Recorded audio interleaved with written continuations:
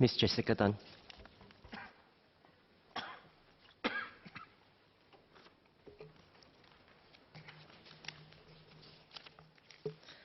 Mr. Deputy Speaker, I rise in support of this bill. The Employment Act is intended to provide the terms of employment, employment entitlement, and working conditions for workers. This ensures employees' well-being while providing business with clarity on the terms and conditions they must provide for the people they employ. The proposed amendments to the Employment Act seek to provide core provisions for all employees, additional protection for more vulnerable workers, while balancing the requirements for businesses to operate effectively. This is indeed not an easy balance to achieve. With the structural changes in Singapore's employment landscape and workforce profile, it is crucial that the Employment Act continues to retain its relevancy and responsiveness to changing labour market conditions and trends. With global and technological disruption impacting all industry sectors and Singapore's push towards becoming a digital economy, we will see a greater proportion of professional managers, executives and technicians, or PMETs, in our workforce. According to MOM's Labour Force in Singapore 2017 report released on January 26 this year, PMETs make up more than half of the workforce at 56%, up from the 49% in 2007. With this increase in the number of PMEs, employees who earn more than $4,500 per month will increase, and a key proposed amendment to the Employment Act is the removal of the salary cap of $4,500 for coverage of core employment provisions such as minimum paid leave, public holiday and sick leave entitlement, allowable deductions, as well as the redress for unfair dismissal, contract termination and salary payment rights. This inclusion will ensure the provision of the basic and fair working conditions for all employees, regardless of their salary levels.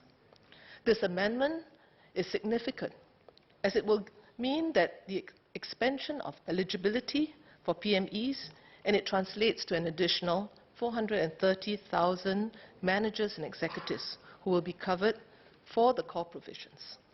With the proposed amendments to raise the salary threshold for non-workmen to $2,600, Part 4 of the Employment Act, which covers rest days, hours of work, overtime pay, and other conditions of service, will extend additional protection to more than half of the workforce and benefit more than 100,000 more non-workmen. This is only right, as these are basic working conditions. The statutory clarity on wrongful or unfair dismissal will also help address ambiguity and inconsistent practices and protect employees. Currently, wrongful dismissal claims are heard by the Ministry of Manpower, and expanding the Employment Claims Tribunal to handle wrongful dismissal claims will provide employees with that one-stop service for wrongful dismissal claims and salary-related issues, which tend to go together. Similarly, streamlining of dispute resolution service is also good for businesses, as having such services will enable employers a platform to clarify their positions in disputes. I'd like to just touch on retrenchment.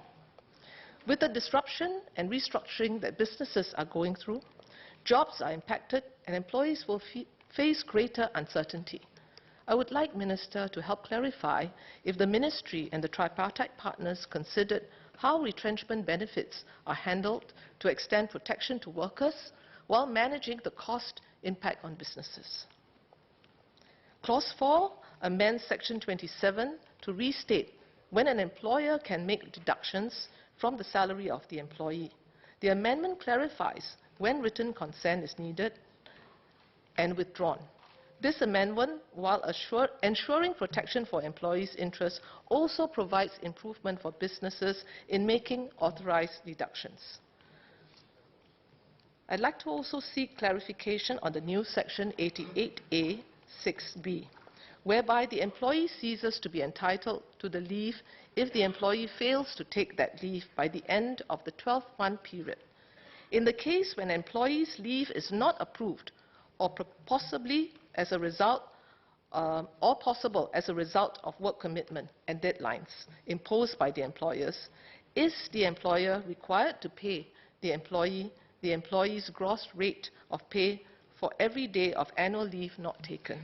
Could Minister please help clarify that? So while the proposed changes to the Employment Act are significant, some may argue that more can be done for employee protection. We must, however, be cognizant that for many businesses, manpower forms a large part of business costs. So with the current business climate and companies facing greater uncertainty and feeling the impact of rising costs of doing business, we must also ensure that manpower remains affordable and employable for businesses operating in Singapore.